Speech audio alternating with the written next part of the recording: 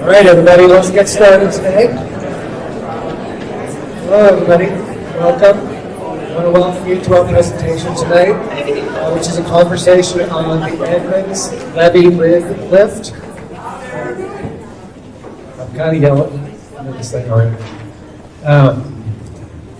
This event is being put on through a partnership between My Edmonds News and the Edmonds Civic Roundtable.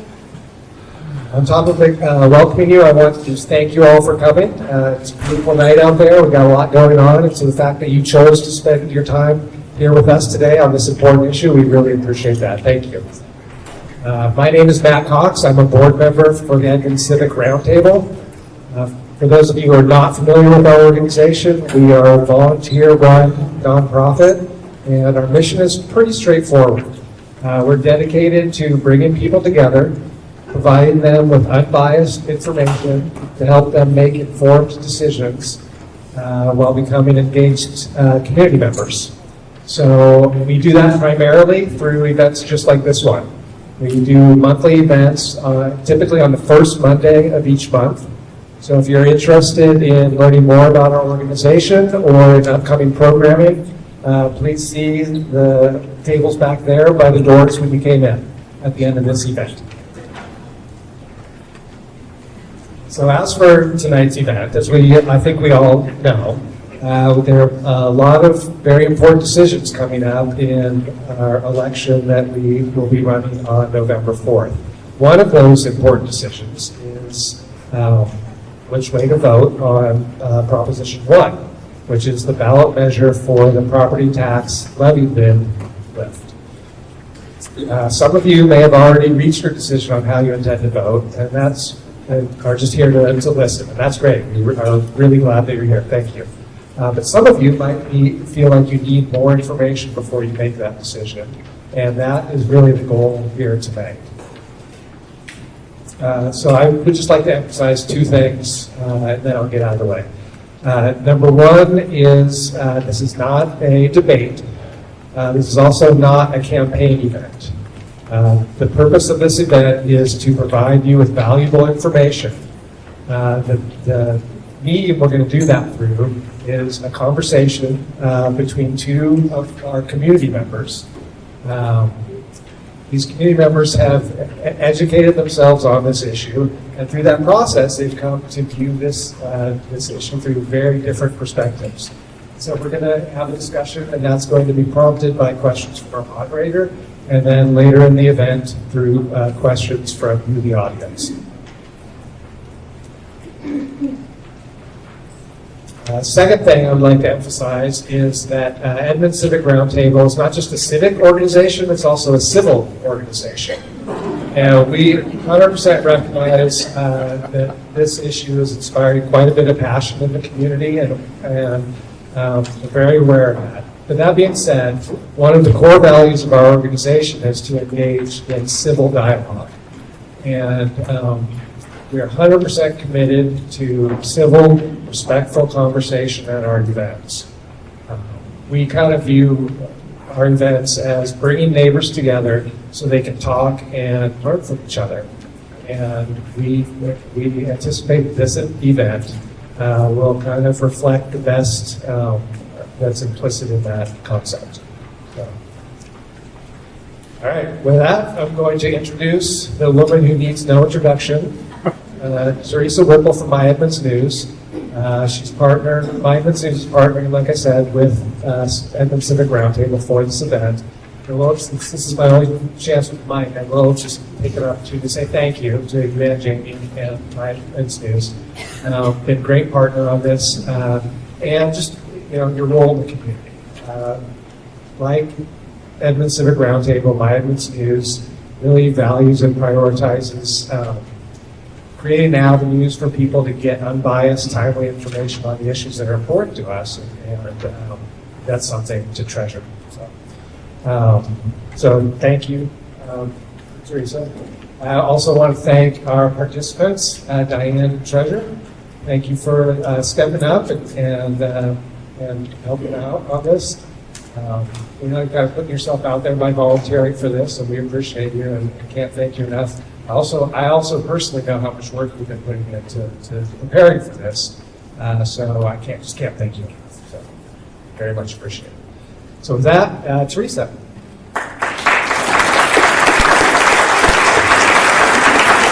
Thank you.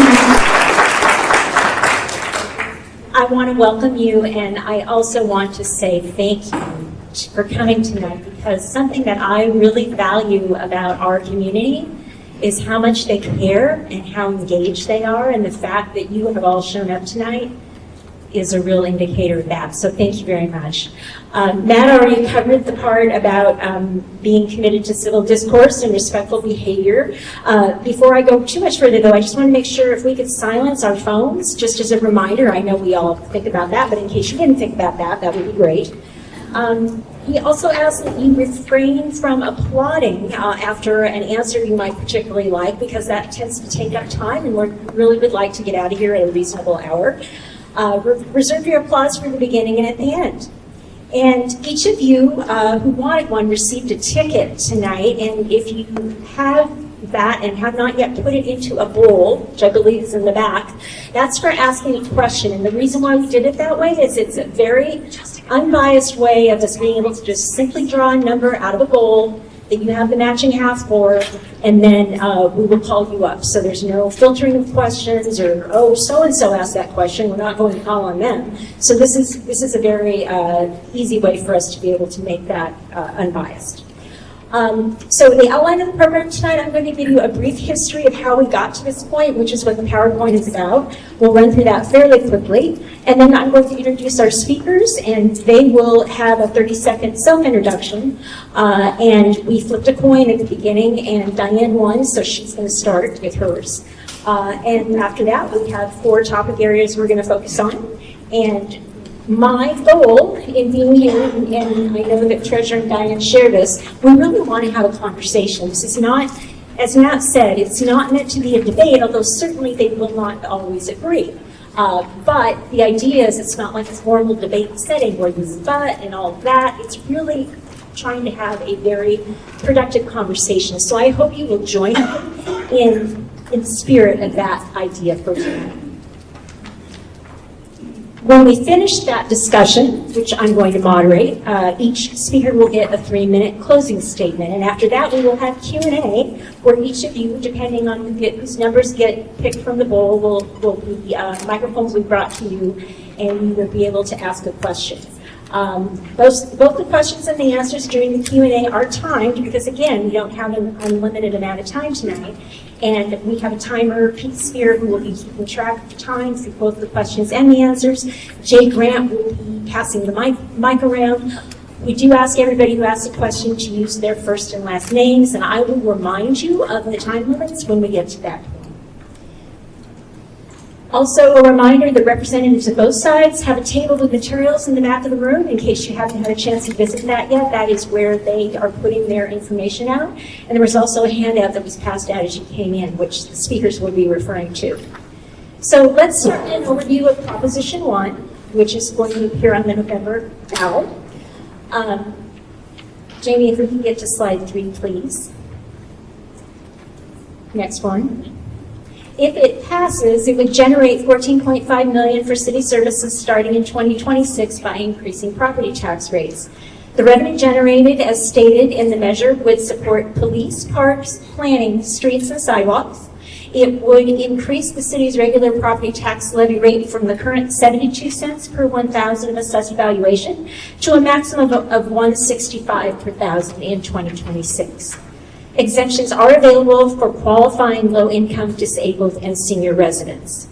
It is a 6-year permanent levy, and that means that the rate will increase each year after 2026 from 2027 to 2031 based on inflation.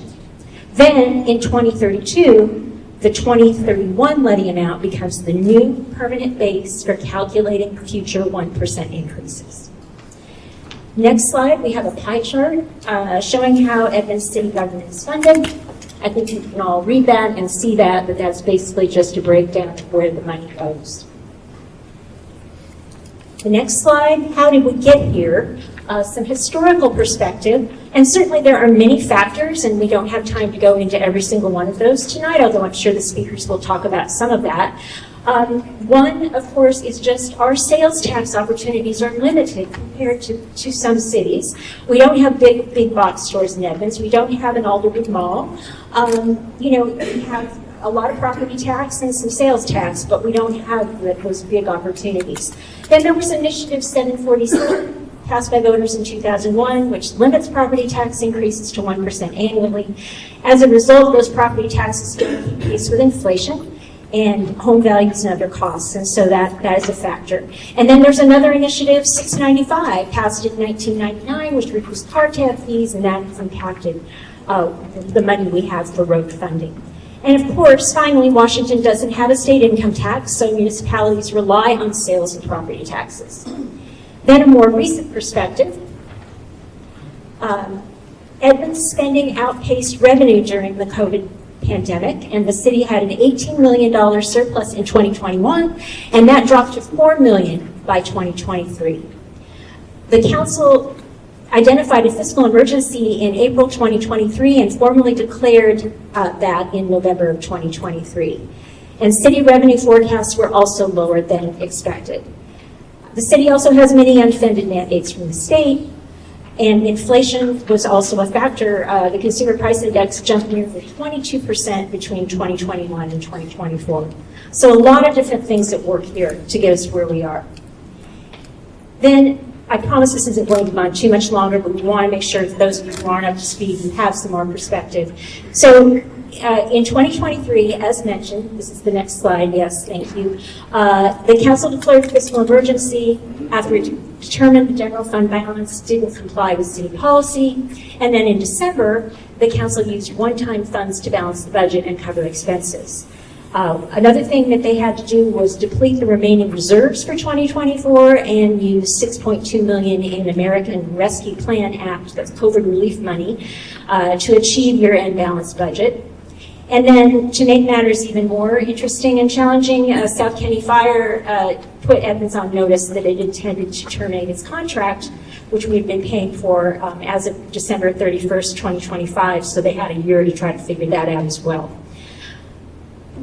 Then, in January of 2024, we have a new mayor who appointed a Blue Ribbon Advisory Panel comprised of 7 members with expertise in municipal audits and management of large budgets to review the city's fiscal crisis.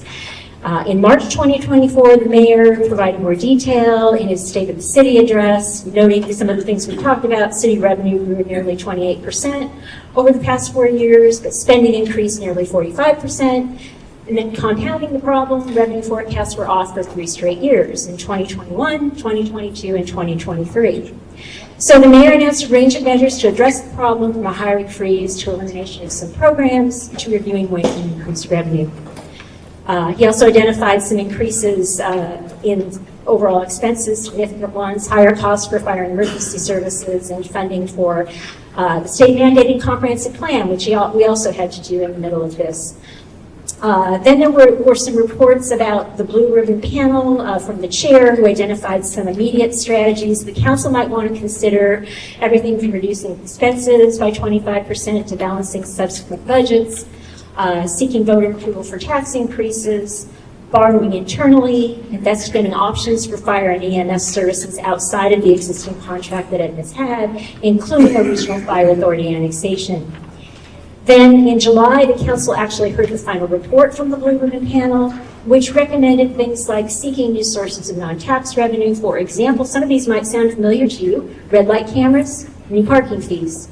Consider new sales taxes for public safety and cultural services, as well as a business and occupation tax, which the council has either approved or is still considering some of those. And then expense reductions, another Blue Ribbon Panel recommendation: reducing headcount, initiating furloughs, finding savings in professional services and other non-compensation reduction. I'm almost done, I promise.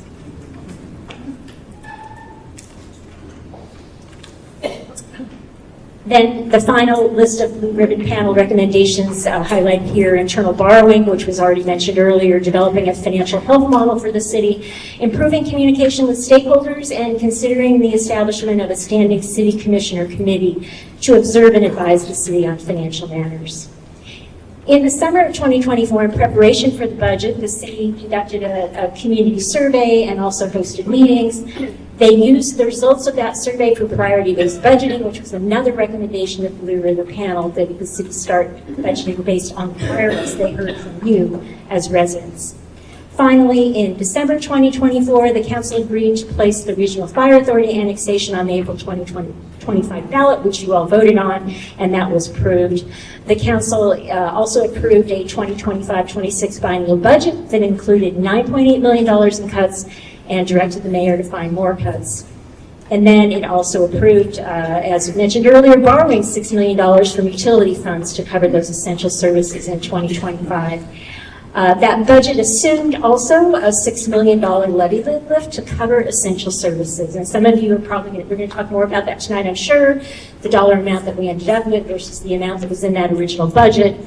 As we mentioned, in April of 2025, voters approved the annexation of the Regional Fire Authority, and then in June, the council passed Resolution 1570, which some of you may have heard of, which outlines cuts if the levy isn't approved, including money for parks and recreation and police.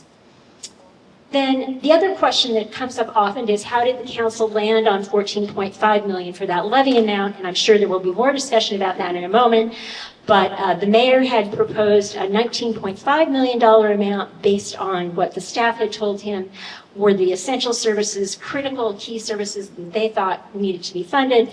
The council agreed to take $5 million from that amount, pledging to find that in non-sales tax or non-tax revenue generation, other ways to raise money. And the council voted 5-1 to put Proposition 1 on the November ballot. I'm sorry, it should be 5-2. So that is, in essence, a summary of what happened ahead of time.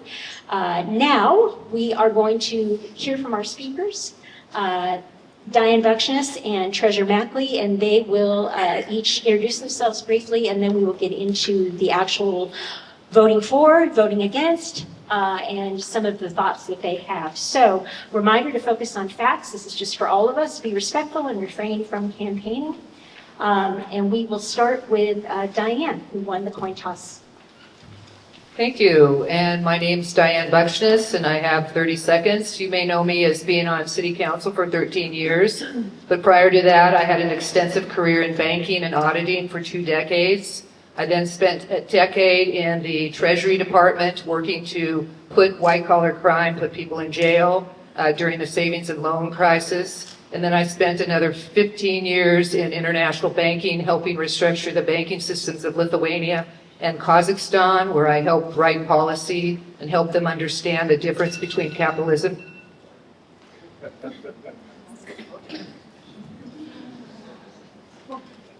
Thank you. Treasurer? Guess we're going to have to watch our time, Diane. Hi, thank you so much. My name is Treasurer Mackley, and I am a resident here in Edmonds. I'm a mom. My husband and I moved here 8 years ago, and I have a 4th grader in the Edmonds School District.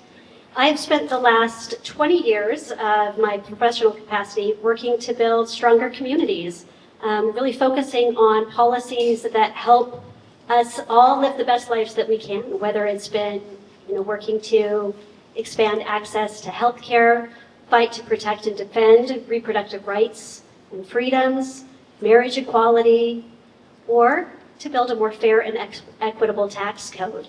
I served for 12 years on the Washington State Budget and Policy Center, and I'm happy to be here. Thank you very much. Woo! I know. I'm amazed you were able to squeeze that in. All right, so we're going to start with Treasurer on this next question, which is, why should people vote yes on the levy? Well, Teresa, thank you so very much, and thank you for walking through a little bit of that background and getting us on the same page. So here's what's clear to me on this. Edmonds, like many municipalities across the state, is facing a significant budget crisis. Now, this is not something that happened overnight. It's not something that's any one person's fault, any mayor's fault, or any city council's fault. In fact, it's a culmination of both actions and non-actions over the last 20 plus years that have gotten us to this point. In addition to that, we have two systemic issues that kind of come into play when we think about this levy. First, our tax system here in Washington state is limited and quite frankly antiquated. It just doesn't simply keep up with the way our economy works these days. In Washington state, we basically have a three-legged stool where all of our revenue comes from. We have sales tax, we have B&O tax, and we have property tax. And as we all know here, and as Diane alluded to, Edmonds is a city without a prominent business footprint. So this really puts us in a challenging position. You talked briefly about Iman's Initiative 747. That really hit Edmonds particularly hard as a city. So we really only have one lever that we can pull when we think about how are we going to raise this budget deficit. Now, the mayor and folks put together this Blue Ribbon Commission where they came up with a whole host of recommendations. And Proposition 1 is actually the last of the major recommendations that they've implemented. So this is part of the process of implementing it, and Proposition 1 is the last one. So what will it do?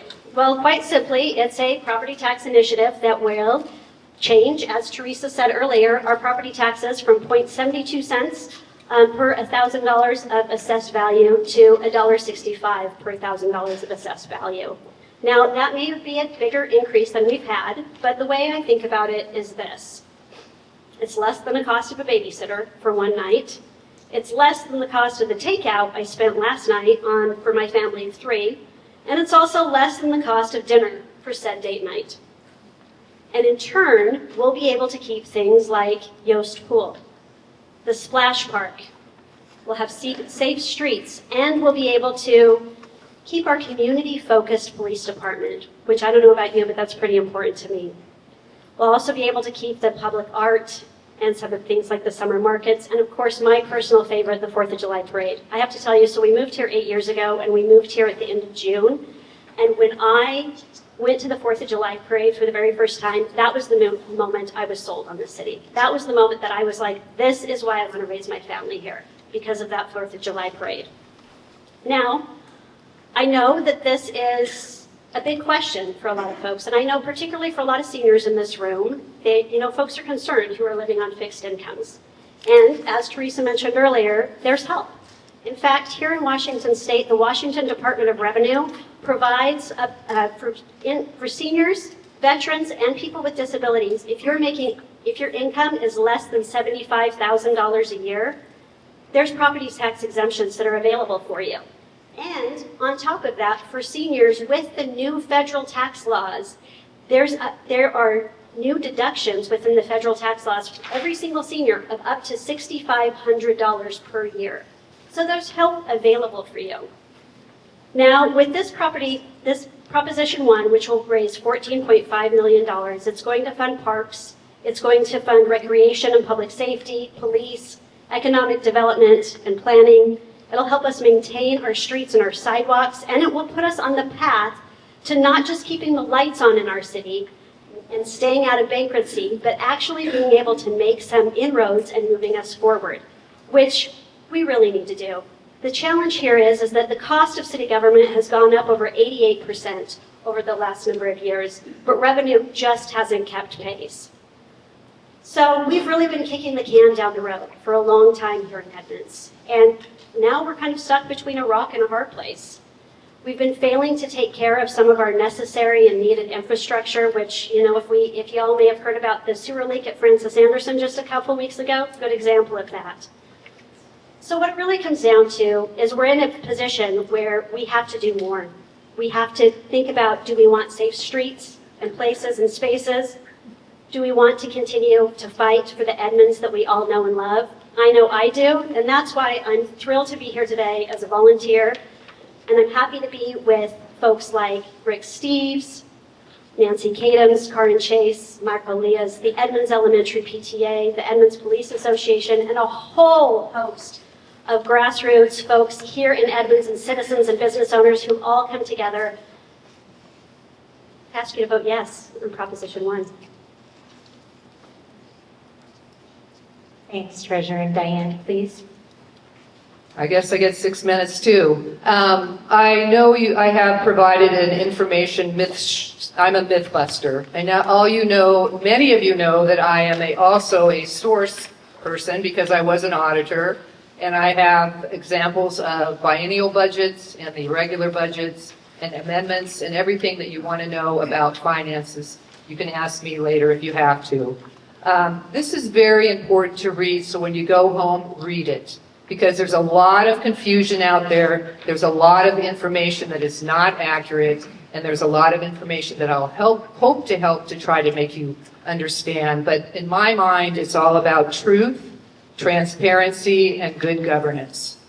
Now, my first myth is that the city is broke and financially transparent and has good management practices. This, to me, is a big fat myth. The City of Edmonds passed a balanced budget with a $6 million levy in it. When you pass a balanced budget, which was biennial, it's not something you just happens overnight. It has comprehensive plans for the capital improvement plans, capital facilities management. Everything is programmed into a 6-year plan for all of these things that are going to be closed. It was already in the budget. It was already passed with a $6 million levy. So that is a big misnomer. The second thing people should realize is that in 2023, the City of Edmonds general fund was out of balance by $4.3 million. There was a decrease of $4.3 million. That's significant. And we asked about it, never got an answer.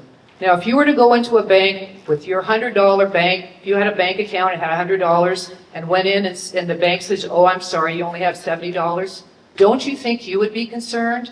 That is governance. This is not good governance, that Mayor Rosen has allowed this to not be reconciled. And if we get a $14.5 million bonus every year from this levy, what's to say that another $4 million won't go missing? So this should be reconciled, and this is a factor of good governance. The second thing that people do not realize is that the financials have changed. We spent a long time getting the financials to mirror Redmond, Washington, and have everything reconciled, changes in fund balance reconciled every quarter. In fact, we called it the Massaros report in favor of Tom Massaros because he initiated it. We had everything you could look at and see exactly where professional services were, how much attorney fees were, everything. That has all been changed under Mayor Rosen, where we get something that says, oh, here's our version, read it and trust us. That is not good governance. Next, there is a $15 million ground emergency medical transport fee that is due the city from the RFA. And James Oganowski has spent probably hundreds of hours investigating this at the state level, at the city level, every level. He has brought this up with the city. The citizens know nothing about that. That's $15 million owed us. And so right now, apparently, it's in mediation. Why is that not footnoted somewhere? And I guess the issue I have about that is that when the RFA was passed, the city gave away 2 fire stations. And, I mean, is that good governance? 2 fire stations, of which the Esperance one is assessed valued at $1.7 million. And I couldn't find the one for the downtown area, but at least $5 million in real estate was just given away to the RFA because of that annexation. Secondly, when the contract stopped in June, we had $7.1 million because the contract stopped. So we had $7.1 million in additional funds in our budget that should have been surplus. What happens? 2 months later, the attorney comes forward and we give $6 million to the RFA. And it's like there's nothing in the contract that said that. And so is that good governance? So my pattern here is that I believe we need a levy, but I believe we need to get citizens involved and get the city to start doing things to prove to us that we can trust them with our taxpayer money. The next thing that I want to talk about is that everyone can't afford this levy. Only 25, do I get 1 extra minute? Okay. Only 25% of the population of Edmonds can afford this levy. And Treasurer talks about the senior plan. I actually helped do that. We only have 894 people that have qualified under the senior plan, and that's less than 1% of the population. This will blight the seniors or the people living paycheck to paycheck. So please make sure you read the literature that I have given you and the graphs, because this is a very important and very emotional proposition. Thank you. Thank you very much. So, Treasurer, I want to get back to you for a moment. And what, from your perspective, speaking for the yes side, what is your thinking on what will happen if the levy fails? I appreciate this question, and so if the levy fails, if it doesn't pass, we don't have to speculate what will happen because the City Council has already informed us of what those cuts will be. And when we are looking at the budget here, we're also, let me just be clear, we're also looking at the budget, the approved government budget, which is audited by the state of Washington, and those are the approved documents that we're looking at here. So now the City Council has already made $8 million in cuts last year. If Proposition 1 fails, here's what's going to happen. So first off, we'll have $3.6 million in cuts in public safety. Now, the president of the Edmonds Police Officers Association wrote about this just last week. And he talked about how his department is already significantly understaffed. In that right now, with Proposition 1, if it fails, we would drop to 0.84 officers per 1,000 residents, which is not only far below the normal, but it's also far below the standard here in Washington State. And by the way, Washington State ranks number 50 in the country on public safety. Our domestic violence coordinator position would be cut, which means that families facing domestic violence wouldn't be able to get the services that they need. Our traffic unit would be cut, and there'd be longer response times to 911, so the less availability there. We'll also have Yost Pool and City Spray Park will close. I got to tell you, so how much time do I have? I think I was just about ready to tell you we're time for Diane to weigh Sorry, in. I can't see you. Yeah, it's hard. I can see her and you can't. Yeah, I can't see you over there, so thanks. It's better than a... Is this okay? Is that annoying? Just as long as there's not a fire drill. Do you want to cheer? That work? I can see you there. Can you see her there? Here. Okay, great. Perfect. Yeah, go ahead, Diane. Okay, so we actually have, Jim Oganowski has provided a alternate plan that takes reallocates the general fund. And if you read the wonderful article that Larry Vogel put in about Will Chen, it talks about the various funds, and there's an internal service fund that actually has technology and equipment rental.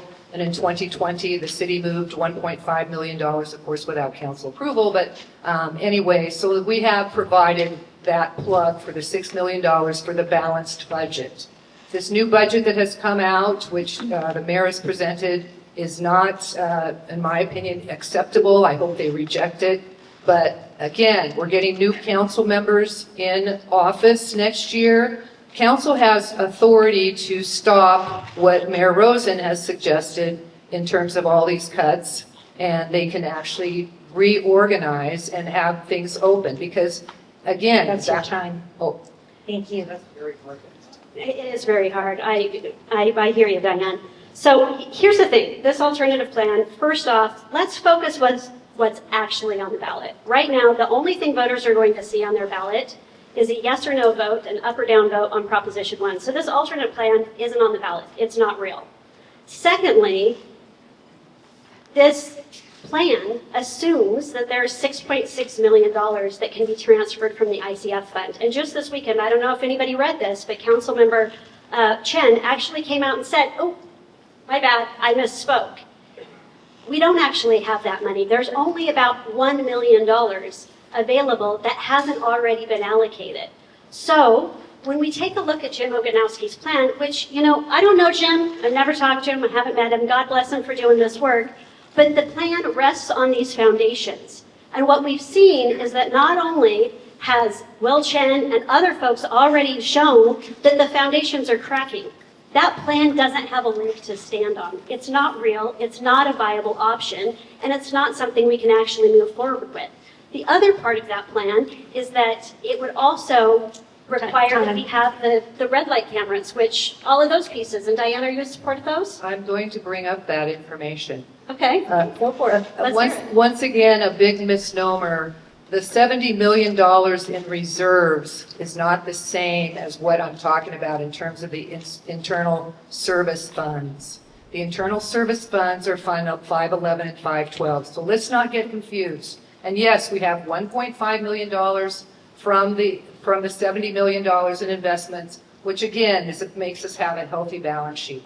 In terms of the red light cameras, that is a great thing that is happening. There is $1.6 million on the balance sheet as an accounts receivable, meaning that we have about $2.2 million in revenue for 3 months, or a total of $6 million, which is over and above the budgetary amount of $3 million.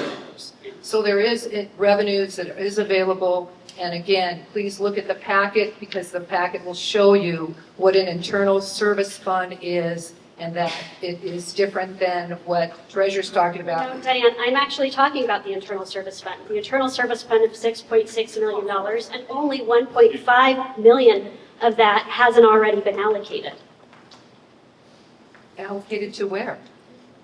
The rest of it's already been allocated. It's already been earmarked within the budgets. They have all brand new cars. Well, that's a question. So, I mean, again, the budget, I want to be very clear. I don't know what you're talking about with all new cars. Like, if you got The that. city of Edmonds has had to sell some of their police cars because they bought 2 new cars. The whole fleet is brand new. Directors were given, rather than sharing cars, they were giving double, 2 cars, their own car. So the issue, in my opinion, again, continues to be, we do not have sufficient financial transparency to tell us that, other than it's brought up. Okay, you know what? I think we need to get on to the next question, which is to both of you. So if the levy does pass, Treasurer, from your perspective, well, let's start with Diane, so we alternate. From your perspective, if the levy does pass, what do you think is going to be the outcome from your perspective? If the levy is passed, you will see, and I want to bring up the Honorable Gary Nelson, which he has talked to me about, you will see people that will have to leave because they cannot afford their rent or they cannot afford their home. You will also see what happened in the Deer Creek Cara, where 2 houses were sold to D.R. Horton, a developer, and 11 houses were built, totaling $1.1 million. So you will see Edmonds totally changed to become New Ballard or in Kirkland, but you will have a mass exodus of people that cannot afford it, because people don't realize that the RFA tax is already going to be about $895 coming into 2026. So you add that $895, which is for a $900,000 house, and have this levy come on, you're going to be looking at double digit, $1,900 per year for taxes. And once again, we're talking about governance, because does the city really need $14.5 million? And in my opinion, no, they do not. Treasurer, your thoughts? Well, to start off with, if Proposition 1 passes, the cuts that we've talked about, the massive cuts to public safety, won't materialize, the parks won't be closed, we'll be able to continue to have all of the things that makes Edmonds Edmonds and keeps it as special and as wonderful as it is, and the reason why we all live here. Now, here's the thing. First off, there's been lots of studies that have been done about do people move with taxes. In fact, there's a study out of Stanford, there's a study out of the University of Michigan. They don't. People choose to live where they live based off of the things that we all make these decisions on, right? Whether it's the communities, the schools, the parks, all of those places. That's how we make those decisions. Now, as I mentioned earlier, there is relief available for low-income folks. So folks that make under $75,000 a year, there's property tax exemptions that are available through the Department of Revenue. We also know that, again, seniors with this new federal tax bill that was passed just this summer will get $6,500 in deductions per senior that they'll be able to write off on their taxes. So that's going to be able to help. Now, finally, on the rented piece, well, this last legislative session, the state legislature actually passed a piece of legislation which limits landlords' ability to raise rent more than 10% or 7% plus the consumer price index, whichever is lower. So we're not going to see that come to pass. Thank you. All right. So, and this has been, I think, very enlightening to hear both of your perspectives. And I wonder, so if Levy fails and we need to find other options, Diane, what is your suggestion for that? Well, if the levy fails, first of all, like I said, I think that they need to, first of all, they need to implement financial transparency so that citizens can see where the money is going. Because right now it's like a black hole. And you'll see in my graphs the tremendous amount of money that has been spent continues to go up way past CPI. So what you need to do is we need to get the financials to get done. We can do this internal service fund transfer, even though there's only 1.5. There is, in my opinion, I don't know that that's an accurate assumption. The technology fund is not even a requirement. The red light camera revenue needs to be updated. They need to create a financial levy committee and have a levy committee composed of citizens to help understand what the levy amount should be. That Hawkinson did this in 2009, and Cooper did it in 2010, and that is how we should justify having a levy, because right now, in my opinion, that 14.5 million was just like this. And it is not justifiable. We had a balanced budget, 2025, 2026 balanced budget with just $6 million with an accurate strategic plan in it, which this new update adding $8.5 million more, has no strategic outlook and nothing to show us what and where this money is going and for why. Because all of those capital projects... Thank you. We're good. Thanks. Treasurer, do you have something you want to add to that? I do, and this is where I want to set us in, ground us in the larger picture. It's not like this is the budget issues that we're having here in Edmonds are unique to Edmonds. In fact, municipalities all across the state are facing the same types of budget shortfalls. We're seeing the same types of budget shortfalls at the state level. And the reason is because this problem is part of a larger economic issue that we're having not only here in Washington, but within our country. We're seeing the cost of government, the cost of providing services, all of those things have been going up and up and up and up, year after year after year after year. And our tax revenues, simply because of our upside-down tax code, simply are not able to keep up. So for the last 20-something years, if not more, here in Edmonds, we've barely been scraping by. We've been kicking that can down the road and kicking it and kicking it and kicking it and kicking it, and we finally got to a place where we don't have anywhere else to kick that can. There's no place else to go. We are now stuck between a rock and a hard place.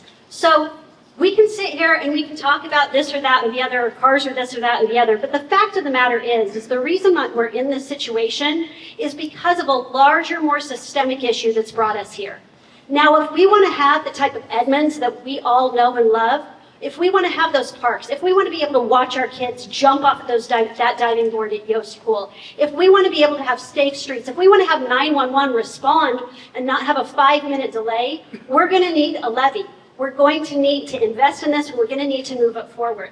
So if it fails, we're going to be back here having the same conversation, and I hope we don't have to do that, because I think Edmonds is too important to keep kicking this can down the road. Go ahead. I think I could write a book, The Rise and Fall of Edmonds. Actually, Edmonds had a wonderful years under Early where we actually grew the reserves to 17 million, and it was Mike Nelson that pretty much trashed everything. And I can tell you where all We're not going to get into name when I can tell you where all We're the not going to money. get into name calling about the mayors. No, I know, We're but not going to get into name calling about the mayors.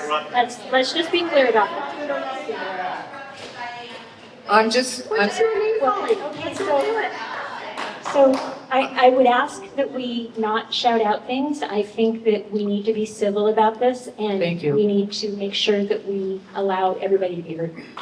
So let me be very clear. I lived through all of this, and I know exactly what happened and where the expenses went. And Mayor Nelson and Mayor Erling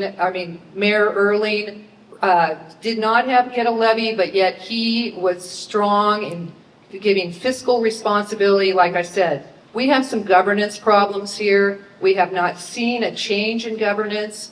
What we need to do is button down and wait till next year, create a citizen group where citizens have a voice. We're not told we're going to close everything down and shut everything down. I mean, we should be thinking about what's happening with the World Cup coming to 750,000 people are coming to Seattle. I mean, we should be doing something other than talking about cutting, because basically the new council can do what they want to do, and I do not think that they're going to close everything down, because we didn't close it down before, and we got through, and we can get through. We just need that 1 year to inch through that $6 million and plan for a levy in 2027. We're not kicking the can down the road. We're just not being indulgent in giving the administration 14.5. Okay, thank you. And Treasurer, I want to give you every opportunity to respond as well, but I just wanted to clarify a little bit. There was a list that was approved by the council, a resolution that said this is what's going to get cut if the levy doesn't pass. And my understanding is that there is a length of time before we could put another measure on the ballot, and there will be a time when the assumption is those cuts will need to be made, and that's why that resolution was passed. So if we could talk a little bit more about what does that, I mean, I heard you say, Diane, that you don't think we will have to do that, but yet the stage has sort of been set for having to do that. So I would love to have both of you kind of wind our way through what that really means. And Treasurer, since you were next to speak, go ahead. Well, and I think here's the piece. We're not in this position, I said this earlier, we're not in this position because of one person or one mayor or one city councilor. This is a culmination of actions and non-actions that's also impacted by the larger systems around us. Our national economy, our state economy, our world economy, all of these things are having pressures on us, which is getting us to this place that we're at right now. Now, I have to tell you, I didn't live here when Mayor Erling was the mayor. I've heard great things about him, and I'm really thrilled because he's one of the folks that's endorsing the yes side on this campaign, which tells you that as we're looking at this, we've got folks from all across. We've got so many people here in Edmonds who are saying, look, we've got to invest in our city. We've got to invest in our community. If we don't pass this levy, you're right, Teresa, what you said is correct. It's going to be a time before we can even come back and address this. And what do we do in that meantime? Okay, What do we do? I want to give Diane a chance to weigh in, please. Again, I don't like the bully pulpit, and the bully pulpit has always been something that has been happening either my way or no way. Like I said, $14.5 million is exorbitant, and it is something that this city does not need. You cannot even spend that much money. We have other sources of income. We have park impact fees. We have arts income fees. We have REIT money, real estate income taxes. We have transportation benefit districts. The city hasn't even gone into the whole capital planning, which, again, there has been nothing to show us why they have to close the Francis Anderson Center. The Yost Park pool is being run by a nonprofit. There's nothing to show why they're not making money. So the fact of the matter is they're just using this as a scare tactic. And again, look at my charts in here. The charts show that we can squeak by. and we have new council members coming on board. We'll get a new council president that will actually show fiscal responsibility. We will attempt to get some of the money that is owed us from the fire RFA, and we need to basically buckle down as a citizen and figure out what the exact amount of that levy should be. Because I don't even think it's going to be $6 million based on the revenue that I'm seeing from the red light cameras. So yes, we have an expensive police department with a $19 million budget and a $1 million overtime budget, which Al Compan never allowed that to get past $400,000. We need to actually bring people like Al Compan in to help. Okay, you need to wrap it up, Diane. Thank you. Okay. Thanks. So, I guess one question I keep hearing from people that I know we've sort of danced around a bit, but has the city cut enough?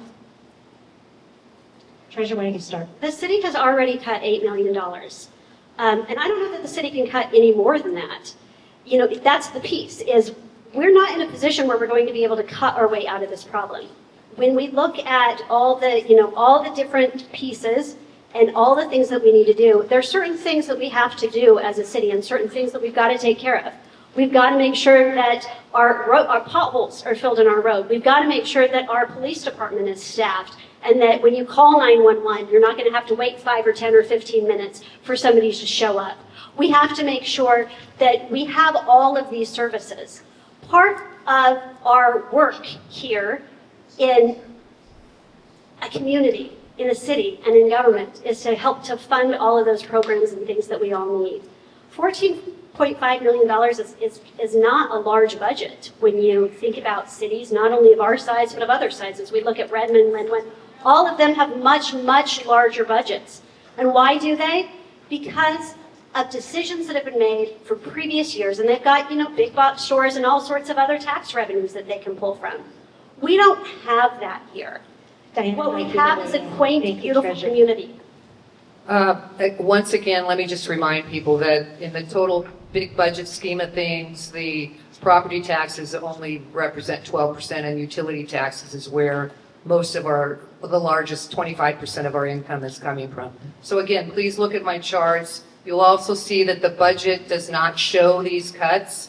While they may have been unfilled positions and people continue to leave the city because of governance issue, I mean, we're not even, again, get back to governance issues. We've had longtime employees that have left the city, which is sad.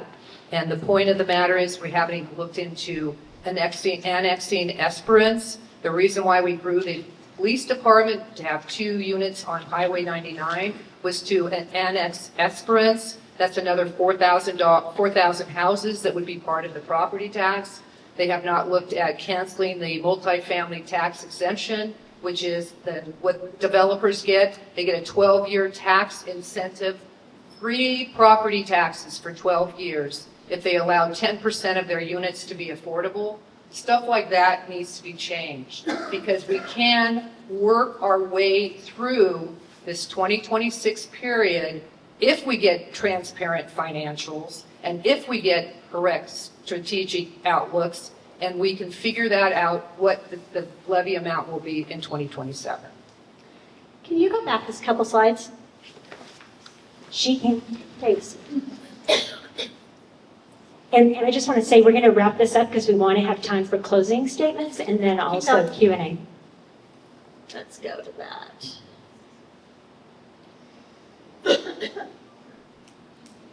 All right, go back. Forward, one more. Forward, one more. Okay, property tax, 28%. That's general fund only. Sorry. There's general fund and all revenue funds. But you said property tax was only 12%. It's on this slide, it's 28%, Diane. This is why we're using the actual official government numbers, not your spreadsheets. That is a summary of the general fund, which is your ISF.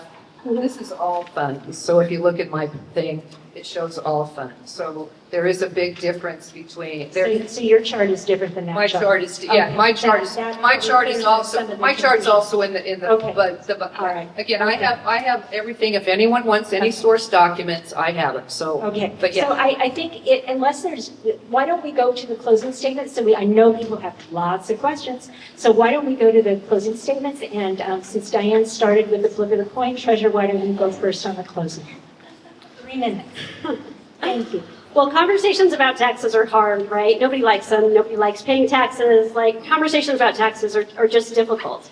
But they are the median in which we build our community. Our city budget is a moral document. It is really, where do we put our values in action?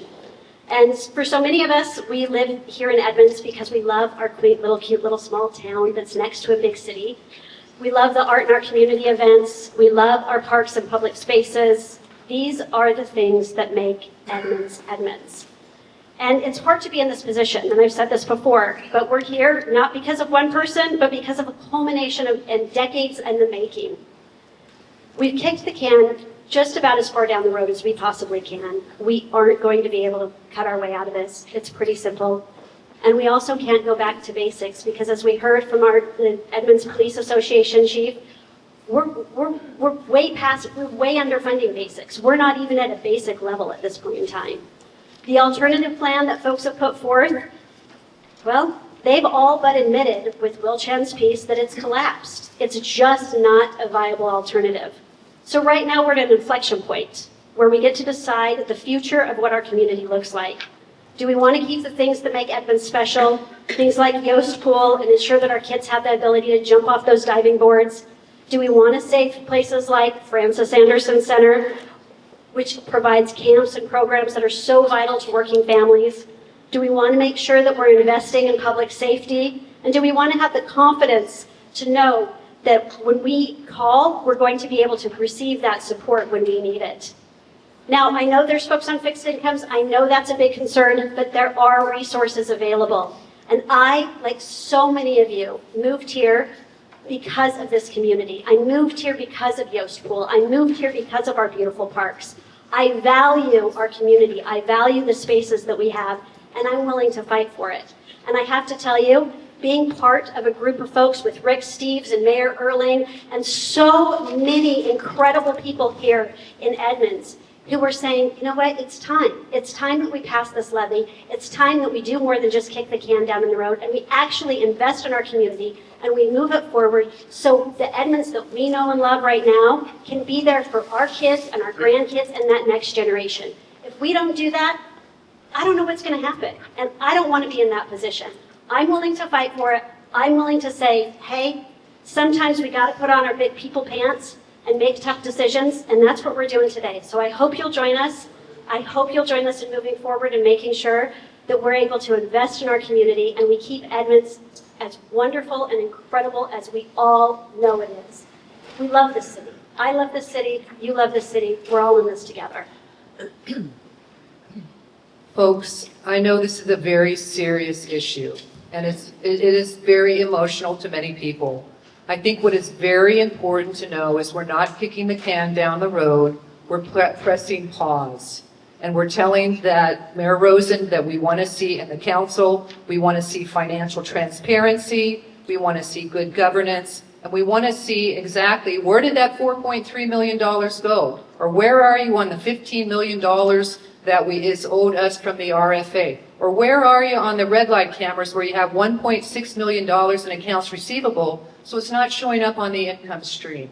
We want to see them start to do their job and to show you that they are trustworthy. Because if you pass a $14.5 million levy, we're going to be we're the highest, we would be the highest, Edmonds would become the most expensive city in the entire area because we don't need $14.5 million because we have other alternatives, capital programs, debt, we can issue bonds. We issued bonds in 2023 because interest rates were so low to fix the infrastructure. There's still $1.8 million left on that bond. We're still paying interest because the city can't do things. You can only do so many streets. You can only do so many sidewalks. can only fix so much in 1 year's time. So we still have $1.8 million that needs to be used yet for restoration of the infrastructure. So the point of the matter is, we do have utility rates are going to go up double digit.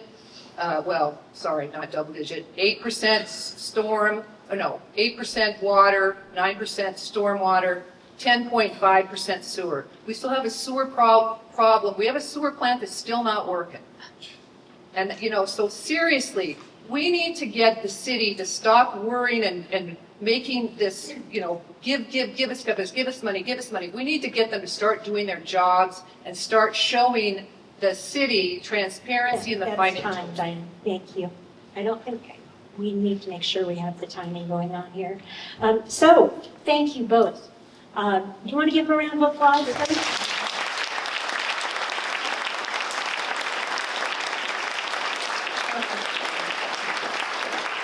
So now we get into the Q&A. This is going to take about half an hour or so, and we have Jay Grant, who has the microphone, who is in the back, and he will come to whoever has the lucky ticket. We're going to draw by number. Like I said, we don't know who you are, we just know your number, so look at your number when the number is drawn, and you will announce it, correct? All right, so casting your question, we ask two things of you. One, please say your name so we know who you are, and two, say it in 15 seconds, and we will time that, and if it's beyond 15 seconds, you'll get buzzed. And the panelists have 1 minute to respond, and it may just be directed at one, it may be directed at both, but I think that'll become fairly obvious as we go on. So, who is the first lucky number? I'll be focusing on just the last three numbers. The first question will be number 328, and the second one, so that you can be prepared, is 344. 328. Who has 328? Anybody? 28. 328. Maybe 344. There we go. And if you have a question, you haven't got a ticket, you go back together. 15 seconds, please. Norma Middleton, my question is, as a senior on a fixed income, I'm really scared when I see these spending numbers. And so how can the city reassure me that it's worth me giving up the federal tax credit, which is one-time thing, not an all-time thing, and also the indexed increase in property tax every year up until 2030? Is that for both? Both? You want both people to speak to that? Oh, Both. Okay. Diane? Norma, I can feel your pain because, like I said, I helped Teresa Hollis with the seniors that are applying for that credit, and there are not many. Like I said, there's 894 seniors. Like I said, we're not kicking the can, we're pressing pause and requiring them to have some good governance coming forward and get citizens involved in the levy. So I have no response to you other than vote no, because if not, you will and other seniors will have a difficult time paying. And yes, even though the landlords give you a 7 or a 10% cap on your rent, you can expect that rent to go up every year because of the fact that they will be bearing the cost of this tremendous property tax increase. That's time. Thank you. Go ahead, Treasurer. Well, we talked earlier about the fact that, so here in Snohomish County, with the Washington Department of Revenue, so for seniors, veterans, folks with disabilities, if you are what's considered low income, and that's your income is $75,000 a year or less. I know I was a little shocked at that number too, I'm not gonna lie. But if your income is $75,000 or less, there are property tax exemptions available for you. If you want help, I'm sure that Diana and Teresa will help you with that. There's also lots of places that can help to be able to access that. It's a pretty easy thing to do. It's not difficult. There's the federal tax, there's the federal tax piece that's there for you. The challenge that we have here, and I'm going to tell you, with property taxes, it's a challenge. We only have one lever to pull, folks. Okay, time. That's it. Thank you very much. We're on to the next question. 339, and after that will be 363. 339. 339. Oh, there we go. I'm coming. It's not, oh, I'm sorry. It's not as much a question. Next, we need your name first, please. Joe Maroon, Thank you. we are from Edmonds. We've been here for many years, longer than you. I have, I guess it's a suggestion rather than a question. You can't even agree on the pie chart. And that's a problem. Why don't you just get together, open the books to the opposition, and have them look at the books, and then maybe they have suggestions that you can accommodate. I love this question. And here's the thing. Let me be really clear. I don't sit on city council. I never have. The only person that's ever sat on city council on this stage is Diane. I don't sit there. I'm not an elected official. I'm a resident, just like you. Now, no, hold on, let me finish. So, when the mayor and the city council put this together, they actually held hearings. They had a process. They held hearings. They took a vote. They went through the democratic process that we have established here in Edmonds. And this proposition passed 5-2. And they put it on the ballot. So that all happened. Now, the opposition had their opportunity to weigh in at those hearings. I didn't attend those hearings. I'm sure Diane did. But you know what? They had the opportunity to do that. They didn't make their case. They didn't get them to do the $6 million that they wanted. That's why it's still an alternative plan. We've been working through this. If you have a question on that, you can go back, you can watch the footage of the city council hearings, and you can see how those conversations took place. Thank you. I just want to say there are many charts to look at. So, Joe, it's not that we're trying to not get together. There are many charts. The complexity of the municipal accounting is very difficult. When I'm looking at the chart, it's not showing up. So there's many charts, and if you were to look in the budget, you would see them all. So the point we're trying to make is, yes, the city council passed a balanced budget, 2025, 2026, that showed $6 million. And then suddenly, out of the blue, they added $8.5 million for it, and they have not justified. But you can buy a campaign, you can get people to endorse you, you can do whatever you want. So they're attempting to confuse people, and that's the problem that I have. So the biggest point I see is, please read the packet that I supplied. There's a lot of facts in it. If you want to have a separate meeting, I will have a meeting at the library so you can understand the budget process, because I've already done that once before. But I'm just trying to educate people. Time. Thank you. Okay, I'm way back here. Next question.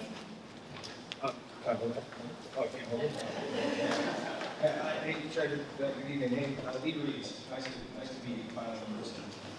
We've got several. Could you speak a little louder? Yeah, I can. We have several mutual LinkedIn connections. I'm also an Edmonds resident. I do have a question. Sorry, I didn't get your name. My first name is Lee. My last name is Reeves. I'm an Edmonds resident.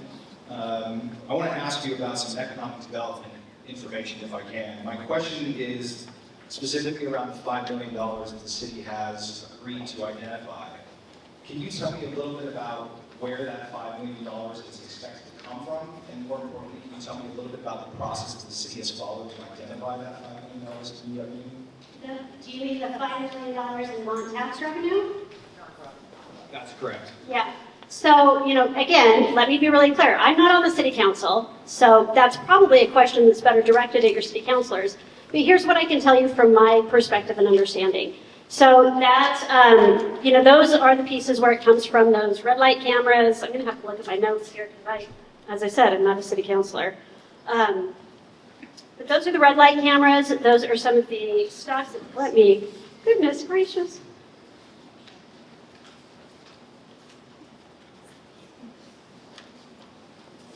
So those are the other pieces. Sorry, guys, I'm trying to get to it. They're the things that are not included in the levy. So they are the other non-tax revenue. So it's the red light cameras. It is the, I'm so blanking. I got an idea. Yeah, thank you. Yeah, I can do it. Yeah, go ahead. Okay. Diane, answer that. What else? I can name at least $5 million coming up in non-property taxes. One, like I said, I was told that there's $1.6 million on the balance sheet for the red light cameras, and then $624,000 has already been recognized in June. So if you take that amount, that's $2.2 million for like 3 months. You annualize that, you got about $6 million. In this proposed budget that the mayor gave, which should be rejected by council and a new budget should be replaced, they have put in $200,000 for parking fees, which I don't think that they're going to be implementing parking fees. I certainly hope they don't. And then they have the $1.1 million for the 0.01 property sales tax. So right now, every time you buy something, 0.01% is going to go to the city of Edmonds for the police in particular. So they say that's going to be $1 million. I calculated it's going to be like $1.3 million. And then they talk about $200,000 in grants. I don't know what grants they're going to apply for. But basically, they have discussed revenues in this, but the revenues are not correct. But in my mind, the red light cameras alone give you your $5 million. Okay. Treasurer, do you want to add? I just have a question for you on that, because, so the $5 million, so that was part of the alternate plan that you put forth, right? No. Yeah, no, I think that $5 million it rests on not only the, there's the ICF piece, but then there's this additional piece, all of these red light cameras, these all rest together. It's in Will Chan's article this last weekend. Right. Yeah. Yeah, so do you That's correct. support those, Diane? I'm Red light camera, yeah. I mean, Yeah, I already got a ticket. I did too. I did too. I gotta tell you. I've had a ticket in 4 Look at us. years. Well, All right, the next just question. getting red light tickets, folks. Diane and I. 331 is the next question, and the next one after that is 359. 335. 331. 331 and 359.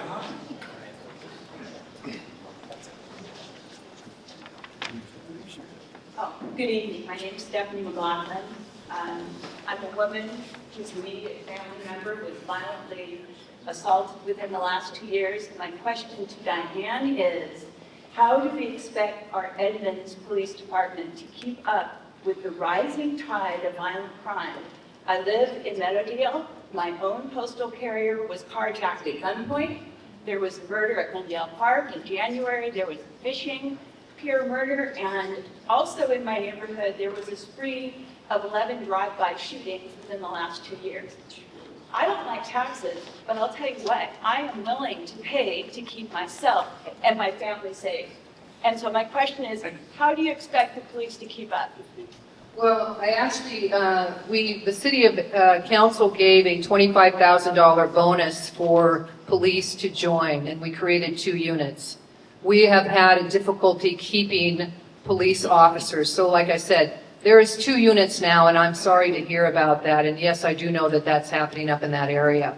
This is not, if we want to have a police levy, then we should do a police levy. And it's not going to be for $14.5 million, I'll tell you that much. Because again, the cost per capita of a police in Edmonds is $424. Where in Shoreline it's $273. So somewhere there's I know where the change came, and that we added 3 new commanders. So we have more people managing the beat cops. But I totally agree with you. We do have crime issues, and I don't know why we are not retaining police officers, because we are very competitive. But that, again, in itself. Time. Thank you. Okay, was it 359? Hold on. We need treasurer's thoughts as well. Thank you. So I'm sorry to hear about your family member as well. It's that's devastating. One of the challenges that the Edmonds Police Department is having is because they are underfunded and because we are already understaffed. And so part of the reason that we have a hard time keeping officers is because they're so understaffed it's easier for officers to go to another jurisdiction where they're not as understaffed and their job, it's an easier job to do when you're not trying to do 14 jobs at a time. Now, if we think about the staffing of our services here in Edmonds, did y'all know that we're basically at the same staffing levels that we were if you take out the fire department with RFA? We are almost number for number the same staffing levels that we were back in 2001. That's almost a quarter century ago. And yet Edmonds has continued to grow. We've continued to have new residents and new people moving in. We've considered see all of these pieces. This is all part and parcel of how it's come together, that the cost of running a government, the cost of providing these services continues to go up. Thank you. Next number. 535.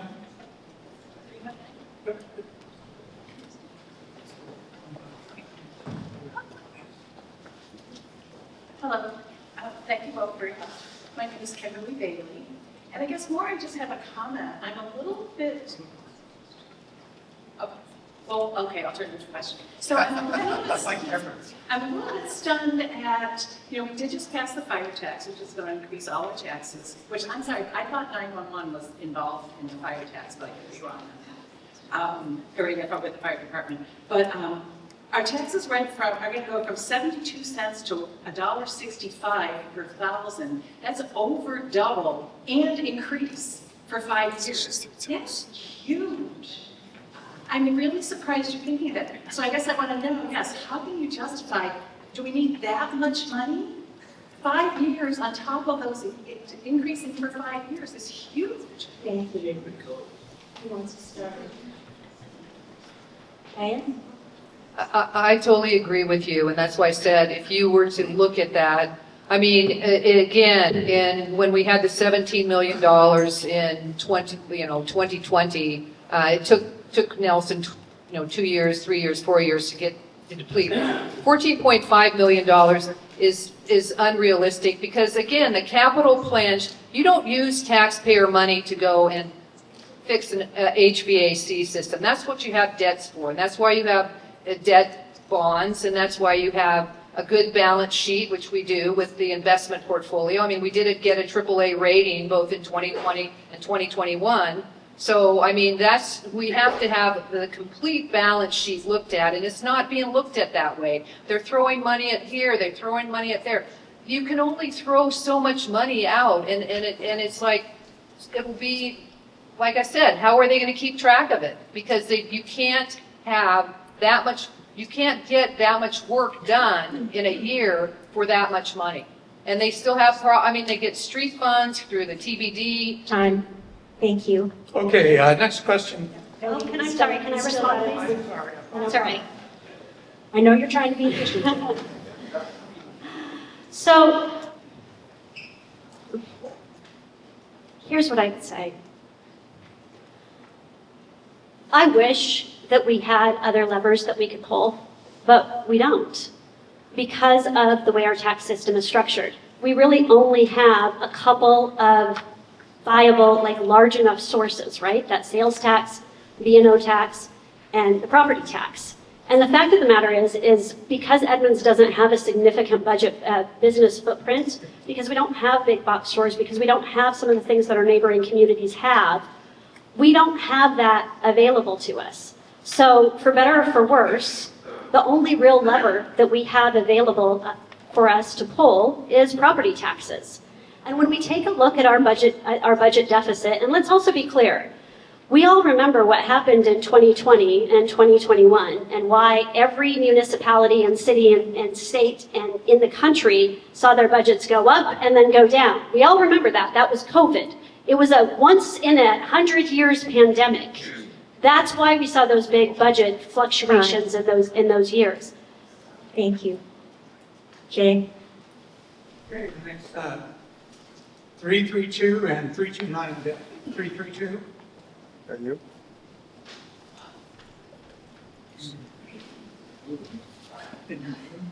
My name is Jerry Ward. I'm the resident of Edmonds. I'm curious again about how the levy number was generated. From your explaining, it seemed like it was the mayor kind of said, this is the number I want. The city council said, let's knock it down 5 million. What was the process that generated that number? And what do you think about the process? And perhaps what should have been done differently? Treasurer, why don't you start? Sure. So, the process for how that number was generated, well, with the city council, and again, I'm not a city councilor, I'm not actually an elected official, so I wasn't intimately involved in this. But so the city council, they went through the budget. They already made $8 million in cuts. And then they looked to see what else do we have, right? Where are our budget numbers? And what they showed is we continue to have this budget decrease. And so there was a conversation, as Teresa outlined earlier. The mayor initially put out 19.5. There was negotiation. There were public hearings where the city council opened this up for the public. There was an opportunity for the public to weigh in and have these conversations around what this looks like as part of all the city council work that happens. And the city councilors got together and they looked at this and they decided that knowing what we need to do now, not just, to make sure that not only are we able to fund us and kind of get us out of bankruptcy, but also make sure that we can start to make some progress towards the future and fund the things that we need to, including the infrastructure that we have just not been maintaining for multiple years. That's how they came up with that. That's how they came up with that number. Thank you. First of all, we're not anywhere near bankruptcy, okay? We have contingency reserves in place. The budget process is very detailed, and like Joe says, there's plenty of charge, and I love numbers, there's plenty of everything. The strategic action plan, and that, this takes like 6 months to go through. It was approved last year, beginning of last year, with a $6 million because they did a strategic action plan and they had some of these assumptions already in place. Suddenly, 4 months later, we need $8.5 million later. And even though these budget retreats took place, it was more them talking to us. We didn't get to ask questions. We didn't get to present a scenario where we were going to say, hey, we found the money for you. It was just them talking to us. That's not democracy. And so that is why I say we need to pause. You need to see what your property tax is going to be. We do have an alternative to help. Thank you. 329. It's harsh. 350 on deck.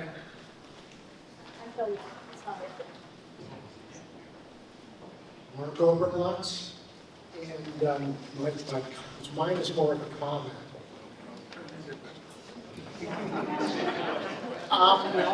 Gently rules.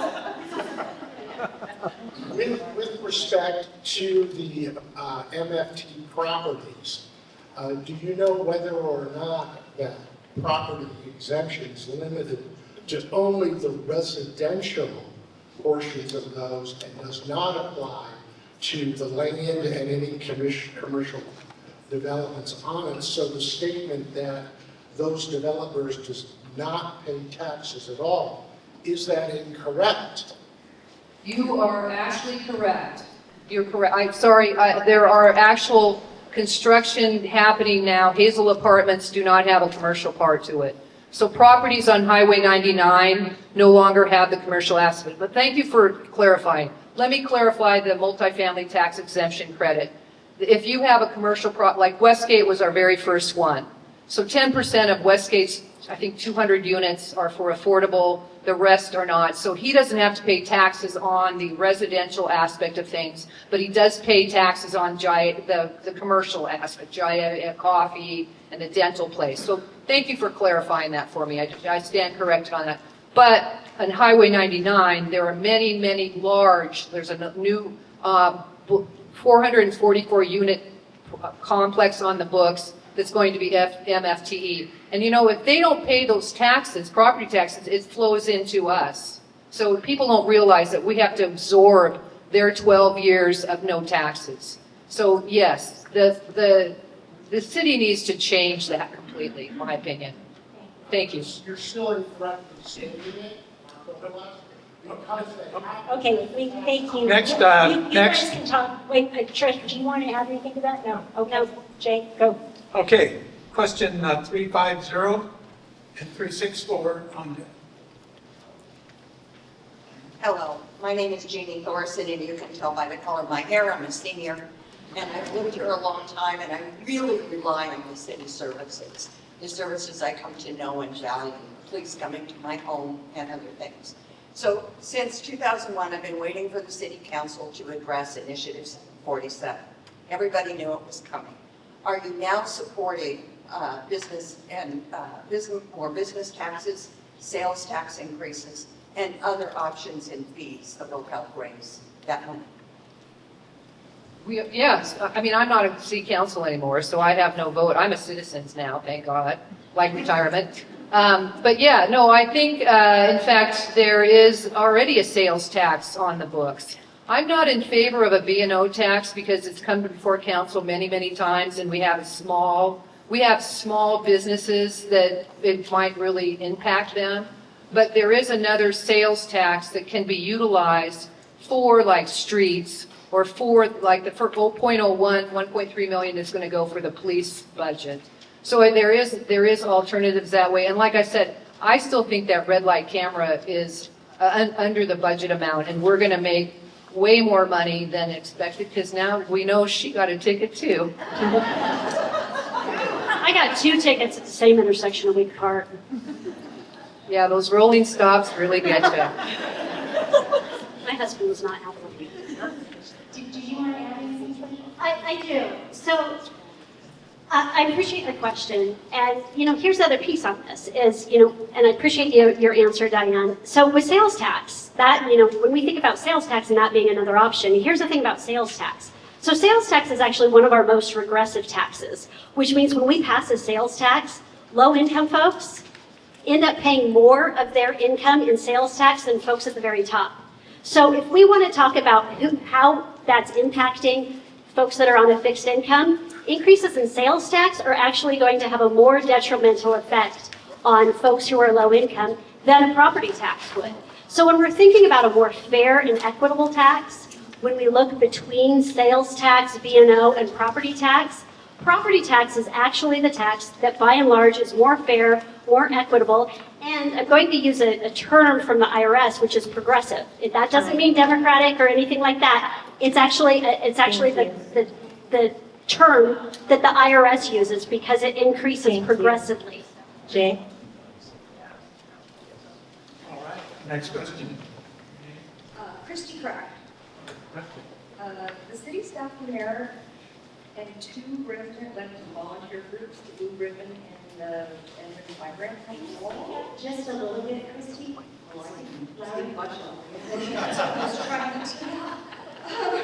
Sorry. Concluded that it requires approximately $20 million in additional revenue. You previously shared in public forums, including, I'm sorry, this was directed specifically to Diane because I can understand what you're going to do on both sides. So you previously shared in public forums, including my Edmonds News, that the staff can't be trusted and that it's time to stop trusting government. I personally trust the work and value of our city. This is the question. Okay, do your feelings about the city staff, are they the same for the no campaign? Or is it in what part should voters know? Yes, sorry. Did you understand the question? No, but I'll try and, okay. I believe in good governance, okay?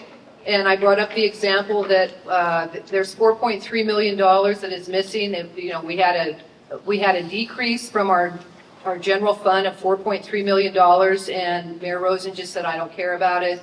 I know people in the Blue Ribbon Commission wanted to investigate that. They didn't. They didn't ask the auditors to scope that. So, I mean, my issue is good governance. This whole GMT, which is the ground managed, I've already brought that up. There have been numerous complaints by city employees that have been filed against the city. So there's all kinds of things that I know of that I'm not really going to just bring out there, but we have spent a lot of money on attorney fees for different, well, I guess the sewer plant complaint just came to light. That's time. Thank you. Well, I would just say that I feel like particularly our city workers, right? Our city staff, the folks that are doing those jobs, those public service jobs, I appreciate them. It is incredible and important work, and it does break my heart when I hear that, folks are saying that our city staff can't be trusted, because our city staff are folks here in Edmonds. They're our friends and our neighbors. And I said elected officials. Thanks for clarifying. All right, I think we have time for one more. One more, I was told. So lucky number 354. Let me wish you.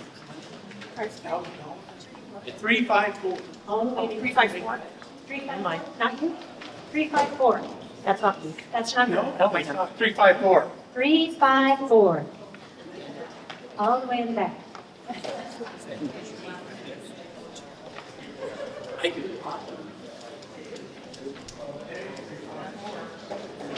My name is Roger Pence, and I'm resident of the city of Edmonds. It seems to me we've got some huge obligations coming up next year, and I want to know how, if the levy fails, how we pay off the utility fund loan that comes due next year, how we restore the depleted reserve funds that were drawn down by the previous administration, how we restore cuts to vital services that were have been done already, and then also how do we tackle the huge backlog in capital facilities maintenance? There's no free lunch. We learned that in elementary school. Treasurer, we'll start with you, because I think Diane might have started the last one. Go ahead. Yeah, I think that's a great question. If the levy fails, how do we do that? We don't know. I don't think we're going to be able to honor our commitments. We're not going to be able to take care of all of these big debts that we have coming forward. This is the problem that we're in right now. When I say we've kicked the can down the road as far as we can, we've literally done that. We are now at the place where we have to do something different. We have to try something different.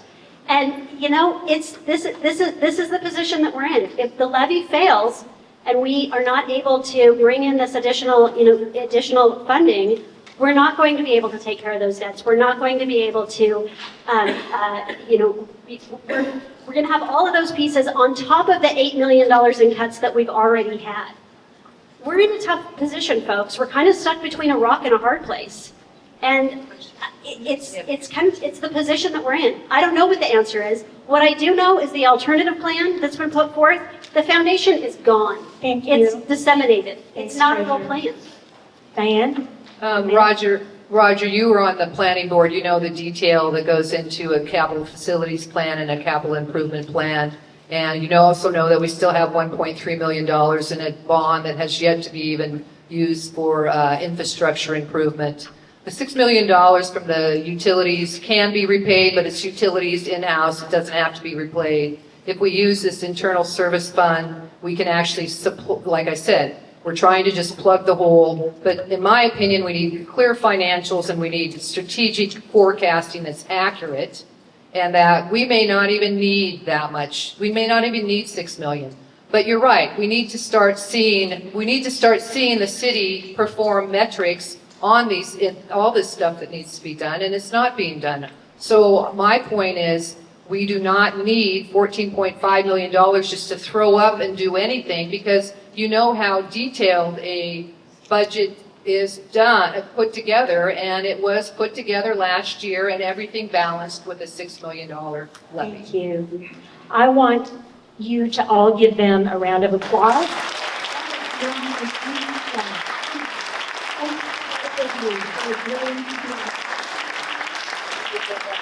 Thank you to Edmonds Civic Roundtable, and I also wanted, somebody just asked me to remind you, there is a city council meeting tomorrow night, and they will be asking for, it will be a public hearing on the mid-biennial budget modifications that have been proposed. So it's your chance to have your say on that part.